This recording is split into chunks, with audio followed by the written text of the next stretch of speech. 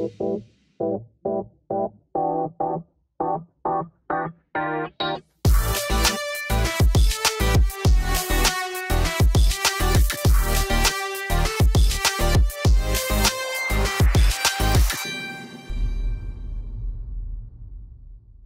what's going on, guys? It's everyone's favorite anime and manga channel, lOsTAKUS. My name is Eric. And I'm JT. And for today's episode, we are going to be reviewing One Piece chapter 1056. Titled Cross Guild. When I read the title, I was like, what could this be about? And I was just like, we'll see. I was not ready. I was not ready for what was to come. Back with the cover pages, which is back to Uta for her third time? Second time. Second? So this another one of her songs. So what Oda's been doing is for the last chapter and this chapter is giving us Uta her like process of how she made two songs. The last one was called for her New Genesis song, but it was the title was called New Age. Yeah. And for this one, it's called The World's Continuation. And again, this girl is pretty messed up how she gets inspiration, bro. She's sleeping, having nightmares, and there's like this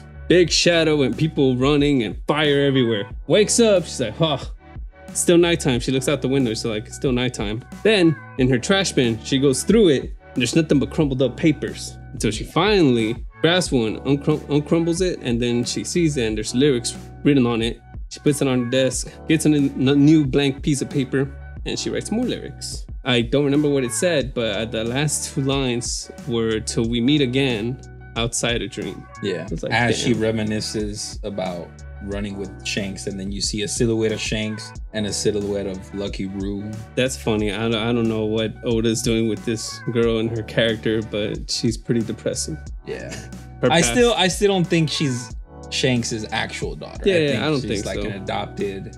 Like, come here, kiddo. I'm gonna adopt you, and then She has half red hair. I don't know. She may be also an experiment. Who knows? Vegapunk experiment. Why she has half red hair, but you know, because she has half red hair, of course you could just assume that it's Shanks' daughter, because you know he has red hair Shanks. Yeah. So what I'm thinking is that Oda just created a character to emphasize all shonen protagonists and their lives of parenting in this girl called Uta. Yeah.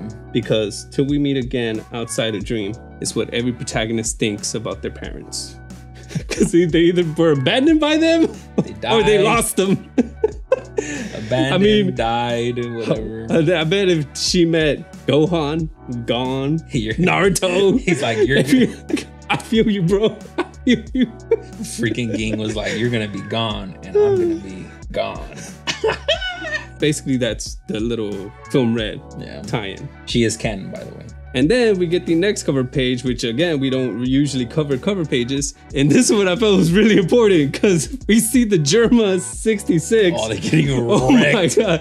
They're not wrecked yet, but they're like about to get wrecked. They're posing because they're about to get into a big fight against Oven and Katakuri, bro. So we know Katakuri's, holding down the fort for Big Mom right now while she's dead. This whole time, the Germas have been, they went in because Yonji and Niji went in there and infiltrated for some freaking reason, like idiots. Got captured, so of course Ichiji and Reiju had to go and save them, and they did, and they wrecked everybody. Not everybody. Except the two main badasses that you don't mess with. Oh my gosh. It's like his hand was already boiling, and I'm like, And then Katakuri's already in awakened form. And he has his hockey ready, bro. I was like, nah, bro, they're getting wrecked. Yep. So as long as Reiju makes it out alive. That's all that matters. Yeah, we don't care about that. Who knows? In the last previous, a few chapters ago, they saw Caesar. Well, they didn't see him. Caesar was like hiding behind the wall. He saw them passing by. He's like, oh. Because he just escaped thanks to them too, I guess. He's like, nah, bro, I'm gonna get out of here while I still can. So who knows? They might fight. He might do a bunch of gassy things or whatever. And because Reiju is immune to poison, she might pick up her siblings and run. He's like, all right. So who knows? We'll continue their adventures another time. But now it's time to get into chapter 1056. So we pick off after Green Bull has left. Yeah, so he's gone. He went bye-bye after Shanks said, and you shall not pass. all we see is little bubbles say like, wow, they're like really messed up. Like they look like mummies and crap. Oh yeah. Like Raizo, you doing good, and then Shinobu, you're gonna be okay. They were all dried up from getting their nutrients taken by Green Bull. So when did that happen to Shinobu? I went back and looked. I did not see that happen. She got wrapped up like everybody else. Raizo, of course, we saw him get pierced, and then it happened. Someone could tell me, because dang, am I blind? I went back and I looked at every panel when they were showing them getting wrapped up. Couldn't see it, especially he was gonna be like, it was this small, bro. It was this small. You didn't see it, but it was this small. Like, I don't know about that, Oda. It was because there's a payoff close to the end in the middle of the story. I'm pretty sure that's the only reason. That's the only reason it happened, because Oda just wanted to give more fan service, which I respect. Because I like in the 20-year time skip when we went back for Odin's backstory. Yeah. That when we saw Shinobu, I was like, what happened? What happened? That's not Shinobu. That's too kawaii to be Shinobu. Yeah. It was Shinobu. And in this chapter, it proves it. For all those doubters, she has a twin sister. Nah, bro. Just you wait. Just you wait. So we got Kiyomon. Yeah. He's apologizing again for not being there. He's like, he was away. Oh, I'm so sorry that I wasn't there. It's okay, and, bro. Yeah, Nekomamushi and Inuarashi are like, nah, it's all right. Calm down. It's like, you were spending time with Otsuru, so it's all right. It's okay.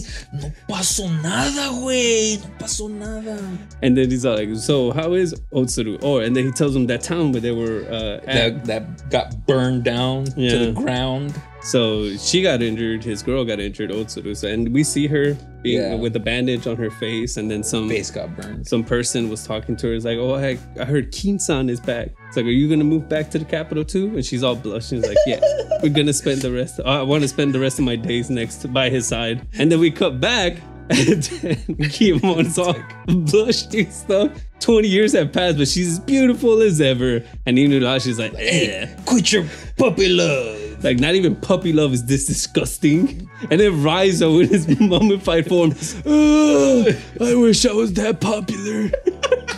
He's like, quiet, Raizo. You're dying, bro. You're dying. So now we cut to Best Girl Carrot. Boy, shut up. Best Girl Carrot. Carrot can get out of here. And like I told this man, I knew this was gonna happen. Straw Hats. Get out of here for you Carrot Sims, man. It's not where her journey is going. It's what she's become. That's what Sims say. And that's what she's become. You got Inurashi being like, oh, Carrot. And she has like a bunch of food and skewers. It's like, what up, boss? Well, you're gonna be the next boss. And she's like, all right, no biggies. Yeah, she has no biggies. What? Like, me? She's like, yeah, you're gonna be the next leader for all of the minks. Of the minks and Zoe. I leave it to you. Basically nonchalant. It's just like, here you go. I pass on to you. She's like, wait, hold on. At least she had logic, right? Like what everybody else would think. Like, no, wait. There's like plenty of other people that are stronger than me. And then you get Inurashi's three musketeers like, we agree. And that's why we will help you run the country. And then Wanda is all like, don't worry, Carrot, you have me too. Because you don't want to mess with the Wanda, bro. They basically put the reasoning behind, you have the spirit of Pedro living inside of you. I guess Inurashi was seeing as Pedro as his successor. Yeah. Because Carrot was the apprentice, apparently, of Pedro. And because he dead, he's all like, we got the next best thing. It's like, it's you, kiddo. And Inurashi and Nekomamushi are like, yeah, we're gonna stay here and become the retainers to the Kozi clan so we can protect Momonosuke. Y'all younglings, it's your time to shine, bro. This is what shonen stories are all about. The younger generation takes over. We leave Zoe to you. So then we cut to a line where another speech bubble, and it says, you're our grandpa? And then another speech bubble replying back is like, yes, I'm Odin's father, so logically, that I guess that means I'm your grandpa. And it is Kozuki Sukiyaki, this lying MFer. He's like, I will not show my face to the people because they're gonna be let down or whatever. Yeah, but I'm pretty sure Robin's all like, hey, I know what a parent, like missing a parent is like. So you go tell them something. Don't run from your responsibilities. Shut up, old man. Shut up, old man. And you go tell those kids you're alive. He comes in. It's been 25 years. But Mononosuke and Hiyori are like super happy. Yeah, at the like, very they don't least. care. Yeah, he's apologizing. I'm sorry for keeping it a secret. They're like, no, it's okay. It's like we're just happy to know that some of our relatives are still alive. Yeah, it's all Daijobu. He turns to the Red Scabbers, to the Kappa guy, Denjiro, and Kiyomon, and Kiku. They're right there standing. So I guess you already knew my identity. And Denjiro is all like, yeah. And the Kappa guy is like, yeah, it was kind of weird. You wearing that mask outside of festival. So you weren't just some ordinary swordsmith. And Kiku's like, we just didn't want to put you out like that. Yeah.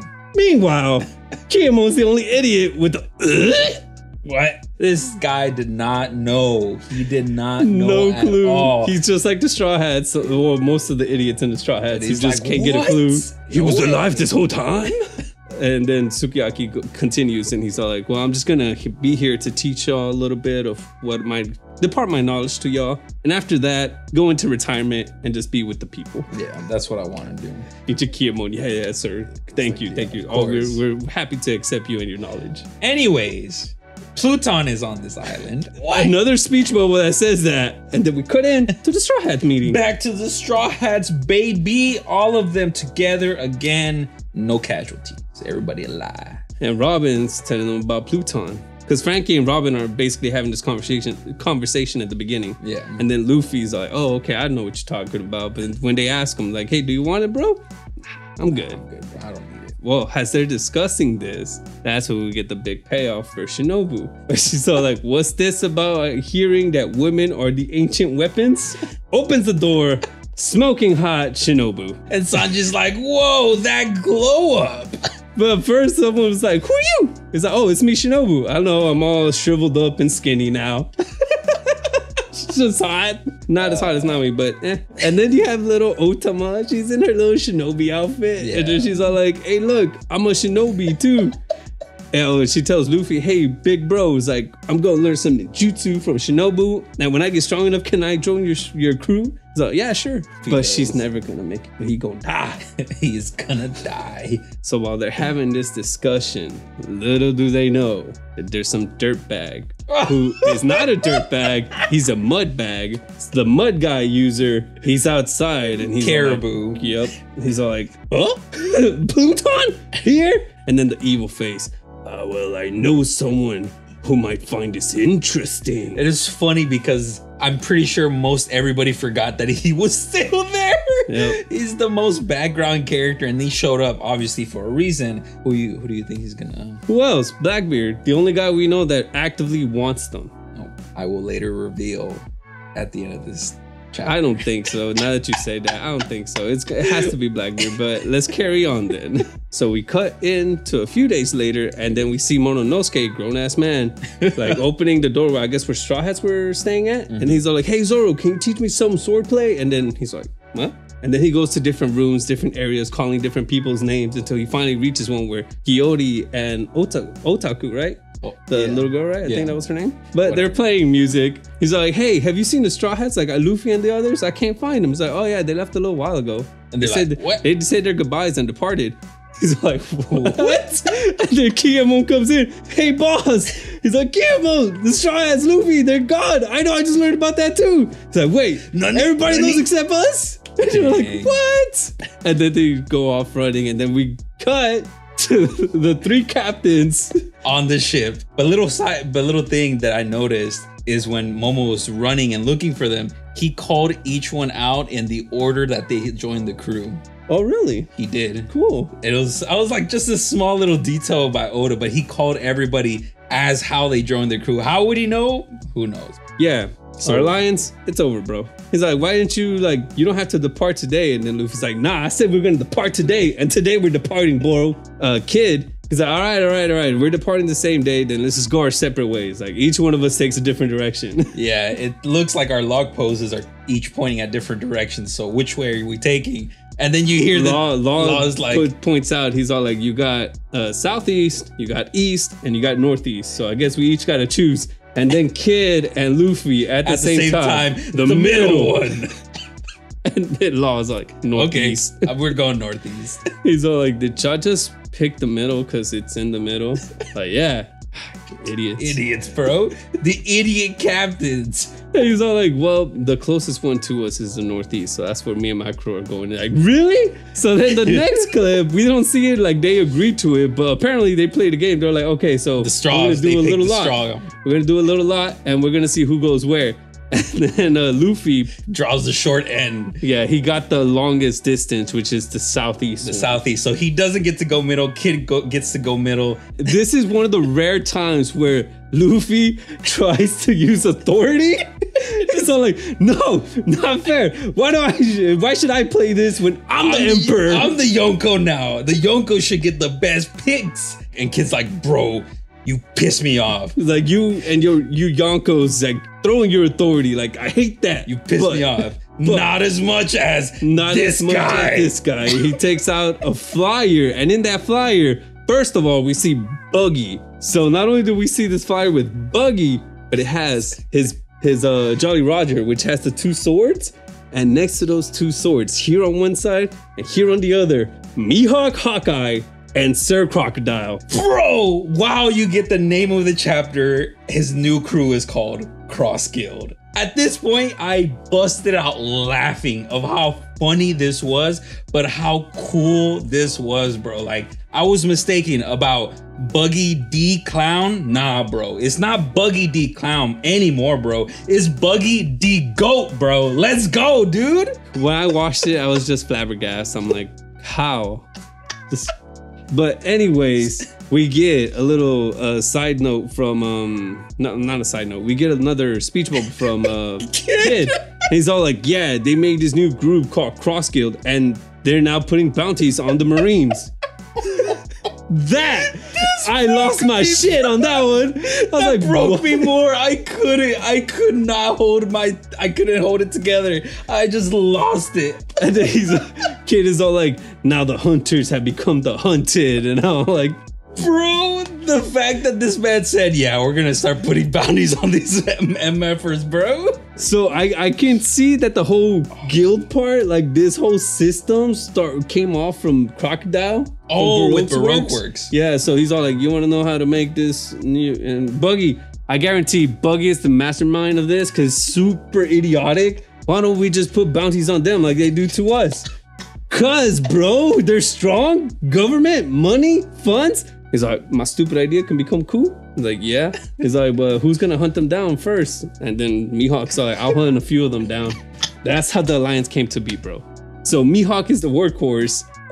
Crocodile is the guy setting up the whole system, and then we have the idiot. Credit. He's just the charismatic leader. Who else would voice an opinion as idiotic and not give a crap? He's like, y'all follow me, bro. Look what happened at Impel Down. Who, me? When all this other war stuff is going and they find a Den Mushi, one of the video transponders, and they post it on there, and that back in Shimbondi, they're watching the war take place real time, and out of nowhere, they just see Buggy. Like, it's all out of focus. Like, who is that? Is that the legendary Buggy the Clown? And he turns around. Who, me? Yeah, that's me. I'm Buggy, the legend. The exact contrast to Luffy, where Luffy goes out of his way to help others, Buggy the Clown gets helped by others. What a G. What a G. Bro. I love the side note where Law is all like, well, if he has those two in his crew now, he must be pretty powerful. He must be formidable indeed. And if Luffy of all people is all like, nah, he's just an idiot, bro. Luffy is calling someone an idiot, bro. The biggest idiot of them all is calling somebody else an idiot. What the hell? And then Zoro's like, no. I can't see Mihawk doing that, bro. There is no way Mihawk is doing that, bro. I can't believe it either. It's like, what the heck? So in the middle of this entire conversation, you just hear a bunch of papers hit the floor, and then kids are like, huh? There's your copy of the Lode Poneglyph. Like, oh, crap, like, there's one here too? Yeah, he's like, you earned it, whatever. And then I think Killers Law are like... gives it to them. Law gives it to them. And then Killers are like, oh, it's like the one that we took from Big Mom's. So they somehow or another took one from a child from Big Mom. Not a literal child. Yeah, all of her commanders are her children. No, I meant like a child. They're all old. And then Killer also mentions, he's all like, well, if we're gonna get serious about getting the One Piece, Kid, doesn't that mean we have to get serious about that guy? And then Kid's all like, oh, you mean that guy. He's like the guy with the scar of fires from flames or fires. Flames. You get Luffy with the exclamation point or like a question mark, like huh? Who? And then you get Law. Law was the most interesting one. Yeah. He looked like down. He drew him like down, like super serious. And then Robin also was curious about what he meant. She's always curious. And then Luffy's like, who? And kids are like, I know something you don't know. I know who it is though. And then Luffy's all like, hey man, spill the beans, bro. Just tell me. He's like, nah. We cut to Mononosuke screaming Yamato's name. He's like, Straw Hat, Luffy, like, dang, even Yamato, are you gone? And then you see her, no, I'm still here. And then Kiyomo's like, are you on the roof again? Like always? Like, yep. And then we get a shot, a beautiful shot, a wide shot of the city and the little Yamato there, their Kanabo on her hand. And she's all like, yeah, but soon enough, I'm leaving. I'm gonna join the Straw Hats and go set sail to become Odin. That's how the chapter ends, with a close-up of her saying she's about to set sail. Meanwhile, they are setting sail and she's standing on the roof like an idiot. Just like, what are you doing there? She's gonna get stuck and just like, all right. Take in the good fresh air of Wano. One last memory. Back to the Straw Hats. Gone. They're gonna be gone. Did we forget something? I don't think so. That'd be so messed up, bro. They do one of these again. You'll always be You our friend. forgot me. Oh, look, she's waving. Bye. Bye-bye. Until next time. See you in 3 years. Basically. The after time skip after everything ends. So I think the reason that they didn't say goodbye to Kiemon and Mononosuke, because they'll be the most sappy ones. And they're like, we ain't got time for that. Yeah, nah. Like, we travel the most with both of y'all. So Yeah, that's true. It's like, we're right here, bro. You're right here. I don't need your goodbyes because you're going to cry like a little bitch and I don't need that. So now, Scar Guy. oh, the Scar guy. Yeah, I know who it is. I know who that Scar guy is. The one with the flames. Who else? But Kamaboko Gonbachiro. Freaking Tanjiro, bro. Who else, bro? So the only one that actually came to mind was Sabo, but I was like, Yeah, that's what I was thinking. But I don't think like, so. I don't think that's who it is. I thought he was referring to, hey, do you know about that guy, that Flame Emperor guy? We should get that Flame Emperor guy to join us. Because of Law. That's the only reason. Like, so it's not Corazon. he's He dead. dead. Who knows? Who knows? Who could it be? The only one that we know of that has relation to Law, Doflamingo. So now that dude's arrested. So who cares about him? Yeah.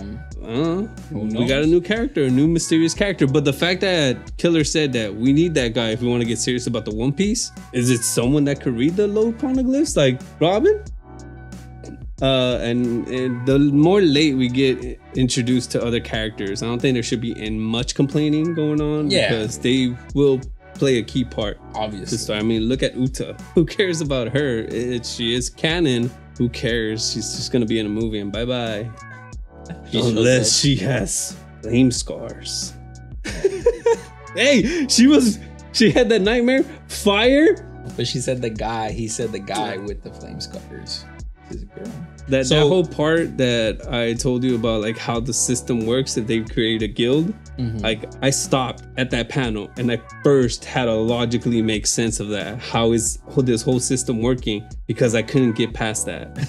Like, so I'm not moving on until I make sense of this shit. So inadvertently, Luffy helped Buggy accomplish this. He did. You remember that he had a little thing on his arm and impel down? Buggy in his mind is like, that's Captain John's treasure that he has as a treasure map. And Luffy, for being helpful with him, he gave it to him. Does Crocodile have money? The whole system he was trapped and impelled down. I think all his money's gone. So I think Buggy found that That's treasure. why I said like the system of how to create an organization. That's Crocodile's job. Getting shit done, that's Mihawk's job.